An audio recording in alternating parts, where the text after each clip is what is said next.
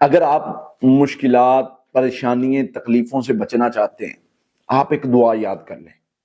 اللہ کے نبی صلی اللہ علیہ وسلم کی سکھائی ہوئی دعا ہے، یہ دعا یاد کر لیں، آپ کو پتا چلے گا کہ آپ کیسے شروں سے نکلیں۔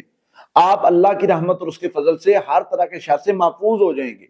اللہ تعالیٰ آپ کو بچا لے گا بلاؤں سے، مشکلوں سے، کیونکہ یہ نبی صلی اللہ علیہ وسلم نے سکھائی ہوئی دعا ہے۔ وہ دعا کیا ہے؟ اللہم انی اعوذ بک من جہد البلاء ودرک الشقاء وسوء القضاء وشماتۃ الاعداء۔ اللہ میں تیری پناہ میں آتا ہوں۔ کن چیزوں سے پناہ میں آتا ہوں؟ اللہ میں بری بلاؤں سے تیری پناہ میں آتا ہوں۔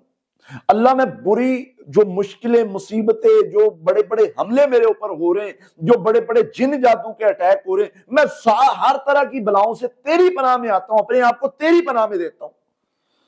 اللہ میں تیری پناہ میں دیتا ہوں اپنے آپ کو بدبختی سے، برے فیصلوں سے۔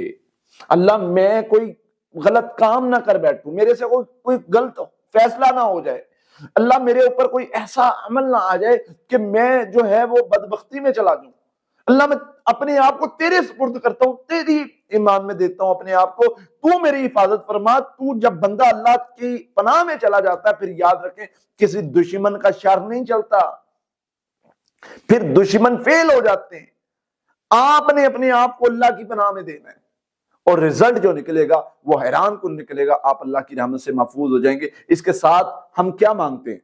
اللہم انی اعوذ بک من جہد البلاء ودرک الشقاء وسوء القضاء وشماتۃ الاعداء۔